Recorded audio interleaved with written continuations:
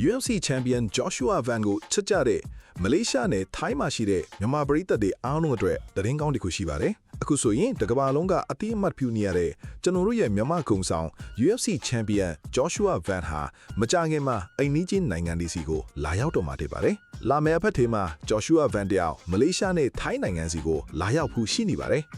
ရက်အတီကြကတော့လုံချူအီးရပါအစီအစဉ်ရပါထုတ်မပြောသေးပေမဲ့သူ့ကိုယ်တိုင်ကတော့လာမယ်ဆိုလာကိုလုံးဝအတီယူပေးသွားခဲ့ပါတယ်ဒီခီးစဉ်မှာတော့သူဟာမိသားစုလိုက်လာမှာမဟုတ်ပဲသူ့ရဲ့ရင်းနှီးတဲ့တငယ်ချင်းတွေနဲ့အတူအလဲပတ်ခီးစဉ်အဖြစ်လာရောက်မှာဖြစ်ပါတယ်ပရိသတ်တွေတီးကျင်နေကြတဲ့ချန်ပီယံကပ်ကြီးကိုတော့ဒီတစ်ခေါက်မှာယူမလာဖြစ်ဘူးလို့သိရပါတယ်ဗျအခုခီးစဉ်ဟာတိုင်ရာနဲ့ပွဲမှာရခဲ့တဲ့ဒူးတိုင်ရာကိုကုတာရင်ပွဲပန်းထားတာတွေကိုအနားယူဖို့ vacation လာတာလေးဖြစ်ပါတယ်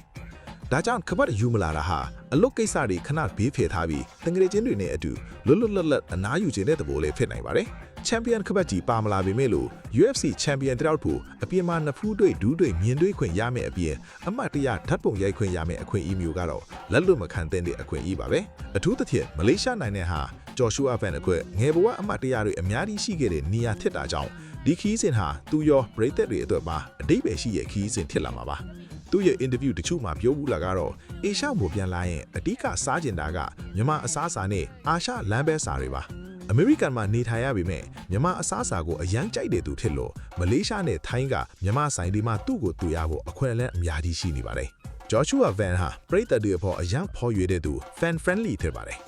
သူမလေးရှားနဲ့ထိုင်းကိုရောက်ရင်မြန်မာပရိသတ်တွေအများဆုံးရှိတဲ့နေရာတွေကိုတွားရောက်ဖို့ရှိနေတာကြောင့်ပရိသတ်တွေအနေနဲ့အပြင်မှာတကယ်တွေ့ရဖို့ရာခိုင်နှုန်းတော်တော်များနေပါတယ်ရက်အတီကြနဲ့တွေ့ဆုံနိုင်မယ့်နေရာတွေကိုသိရတာနဲ့ကျွန်တော်တို့ထပ်မံတင်ဆက်ပေးသွားမှာဖြစ်လို့စောင့်ကြည့်ပေးကြပါဦးဗျမလေးရှားနဲ့ထိုင်းမှာရှိတဲ့တငယ်ချင်းတွေကိုလည်းသိအောင်အခုပဲလူမှုကွန်ရက်မှာမျှဝေပေးလိုက်ကြပါအောင်ခင်ဗျ